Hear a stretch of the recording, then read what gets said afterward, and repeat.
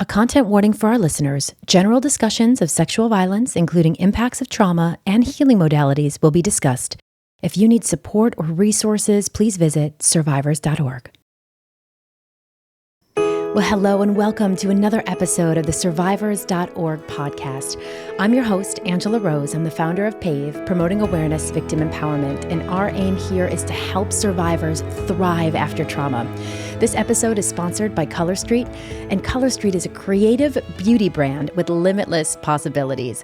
I am so excited about our guest today. Sheri Johnson is a clinical director for an online private practice. She's also a registered social worker in BC and Ontario, and a rapid resolution therapy practitioner from Vancouver, Canada, with over 12 years of clinical experience. She's now the ED of the Institute for Survivors of Sexual Violence. Welcome, Sheri. Thank you so much for having me. So, Sheri, tell us a little bit about the Institute for Survivors of Sexual Violence. So, the Institute for Survivors of Sexual Violence, or we call it ISSV, is a nonprofit organization based out of Florida. So this was an organization that existed for quite some time, but it was pretty dormant. And so during the pandemic, a group of us got together, myself and some colleagues, and developed it. We met once a month for a couple of years, and then we launched this past October 2021. And so our mission is to serve survivors and provide effective, rapid treatment for PTSD and the emotional and psychological impact that people who are survivors can live with. So our mission is to provide free therapy for these survivors, and we're doing a pilot project in Florida right now. And then we hope to expand internationally in the next year or so, hopefully. That is so exciting. And PAVE is so proud to partner with you for this work. I'd love to chat with you for a little bit about why it works. I think one thing that really struck me about the rapid resolution therapy is that so many survivors, oftentimes, we have to go back through our trauma. When we go to therapy, we have to talk about it, we have to rehash it. And oftentimes, as you know, I'm sure from your clients, Sheri, that can oftentimes be very triggering for survivors. So can you talk a little bit about how this is different and why it's so effective? Yes, that is exactly why I learned rapid resolution therapy, because I know that so many people don't complete therapy, or they find therapy for sexual violence to be sometimes even more painful than the experience itself. And so I know people in my life and clients and patients that I've seen over the years just live and struggle in silence because they just feel hopeless that there might not be something that could really, truly get them to a point where they can freely live without these symptoms and just the emotional disturbance that can come with a traumatic event like that. So RRT is what I would call a brain-based approach. So it brings together components of some evidence-based approaches to therapy, but some innovative neuroscience-based techniques as well that are designed to rewire the way that the mind processes information and how the data is stored in our brains. So it doesn't require that reliving and retelling. In fact, as a therapist, I don't even need to hear the story, and we can still do just as effective work, which is what makes it so special, because again, people aren't having to rehash that trauma and relive the experience. It's just this wonderful, artful process that is painless, and it can even be fun and lighthearted at times. And I remember when we amazing. First started talking that you were seeing clients and other practitioners were seeing clients with a lot of changes in their mindset as little as one therapy session. Can you speak to that? Yes. RRT is very, it stands for rapid resolution therapy. So it is very rapid. I would say that for somebody coming to me or to one of our therapists with the organization, people are typically only needing 1 to 2 sessions. We offer up to 3, but most of the time people aren't even meeting that 3rd session because the type of work we're doing is just so effective. So I know it sounds kind of surreal or too good to be true, and that's really what I thought when I first started learning RRT.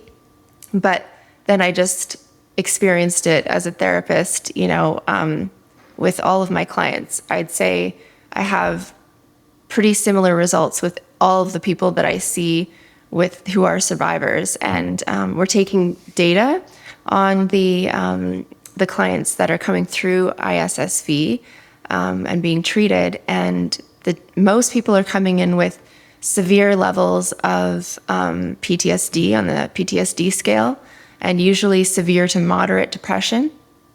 But the results after 2 weeks after the treatment are 0 PTSD across the board after 1 to 2 sessions.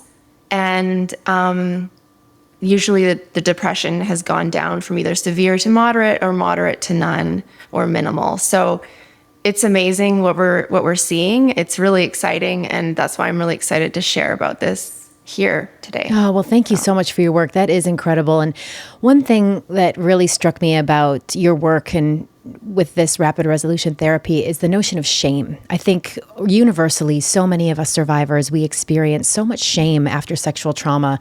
I think it's the way society makes us feel. It's, there's so many layers to this. And so one thing that really struck me about RRT was the notion of removing the shame. Can you speak to that?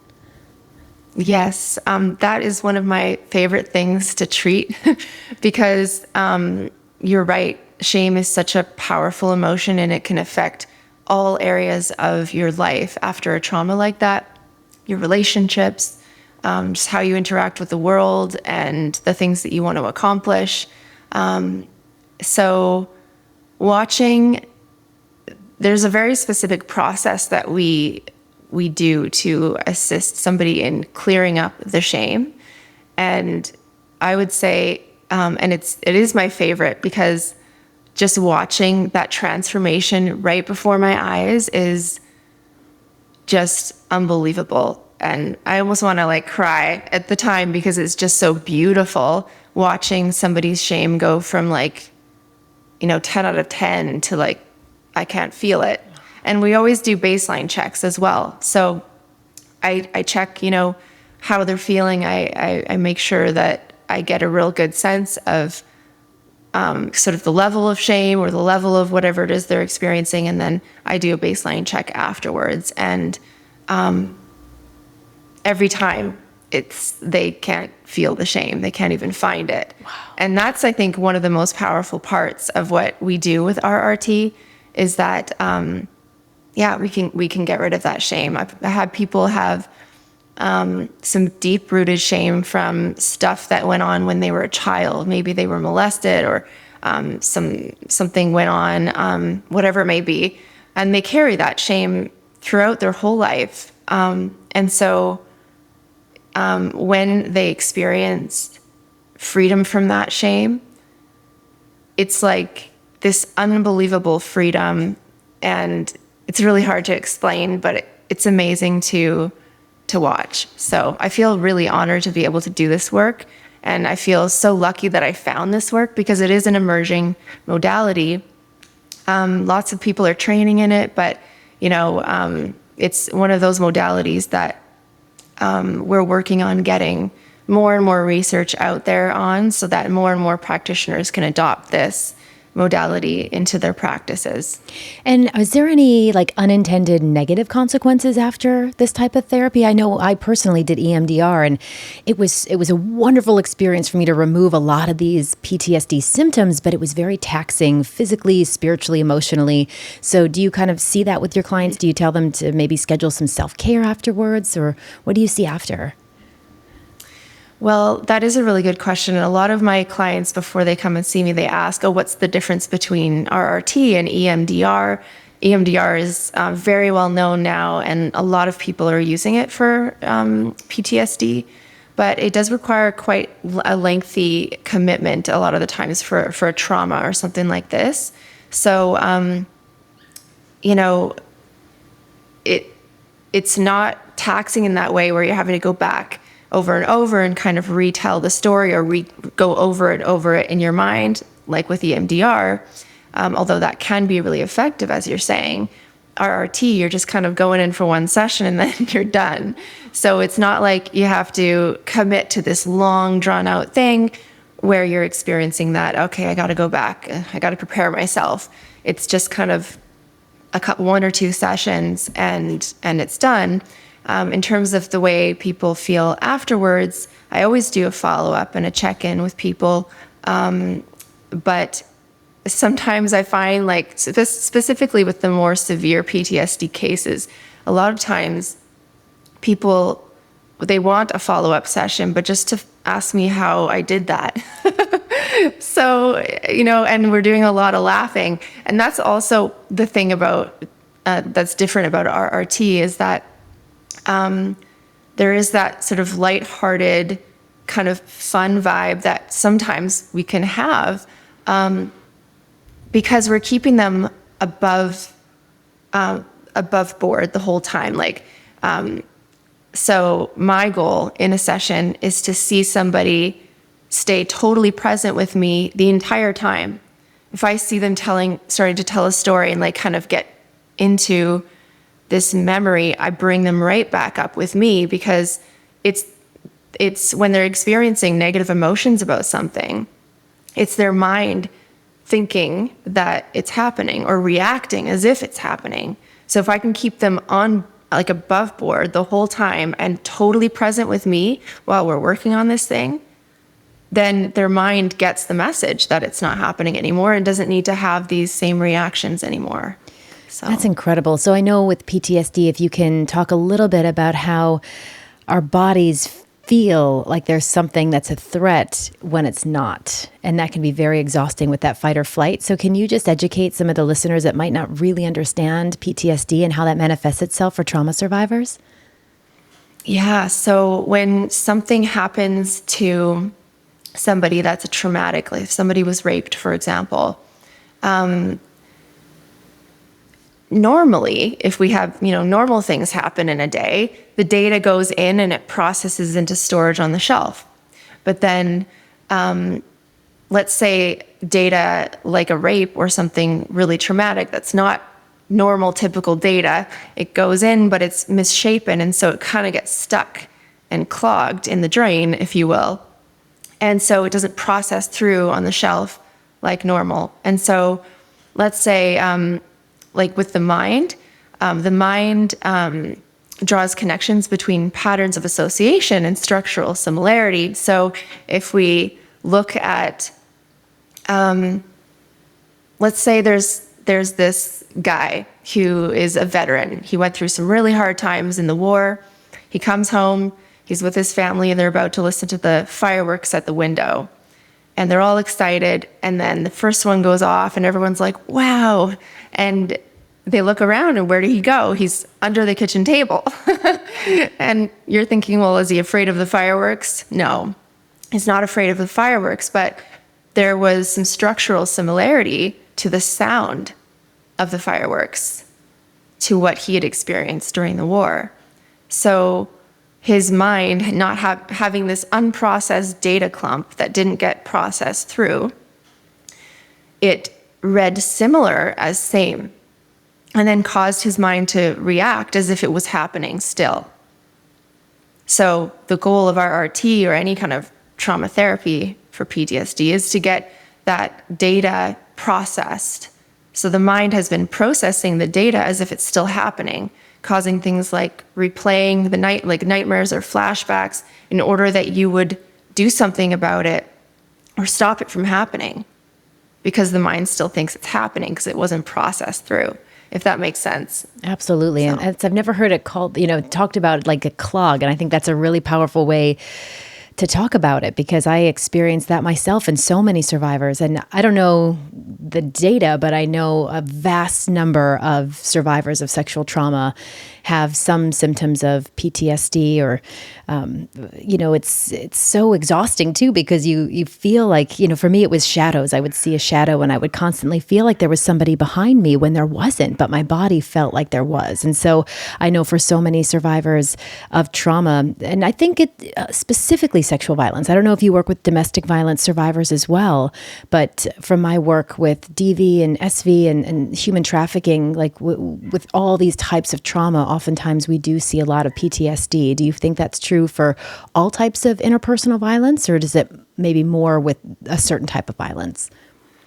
Well, I think you can have PTSD from even the smallest trauma. It's just, there's so many components that need to be in place in order for your mind to process information in a specific way.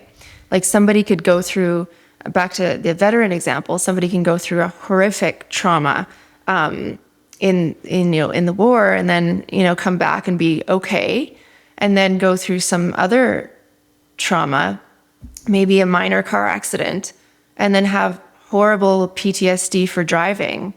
Why did the mind, react fine with all of this other stuff he was seeing, and, react, in a significant way with this maybe smaller trauma? There's just a lot of components that can come together in any one moment.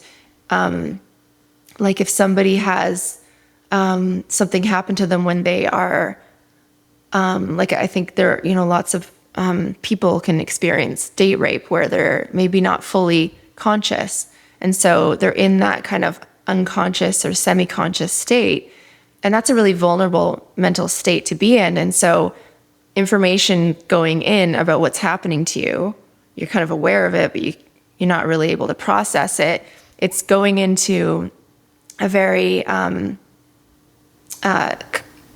that state of mind that might be even considered as hypnotic.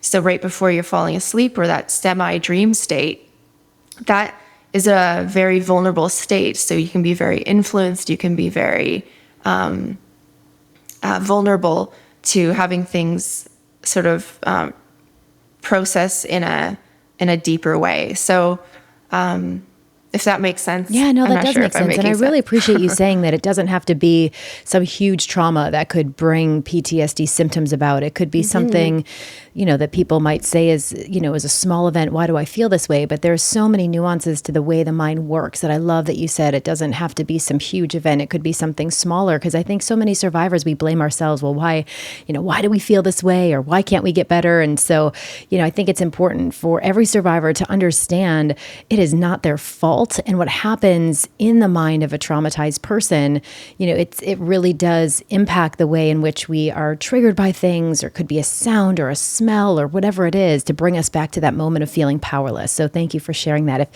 What advice do you have for survivors that might be looking to heal?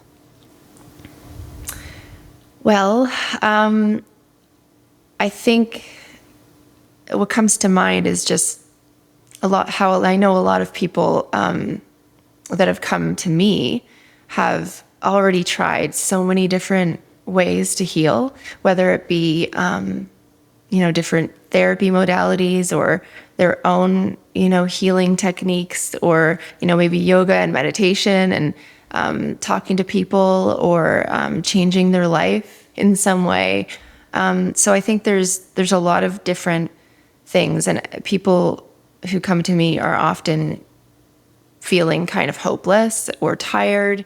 And so I would just say, if anyone here is listening and experiencing these things, there is hope, and there are ways to heal from this. And one thing that really struck me as I was learning about sexual violence earlier in my career and in my training is that a lot of the research and books that are actually very well known and even, considered revered in among my colleagues in this community, is this idea that once you've gone through a trauma like this, a sexual violence, a rape, or something like that, that you are never the same, that you are never able to fully heal or return to the way your life was before. And I think that is such a devastating thing for people to hear, even from their own therapists.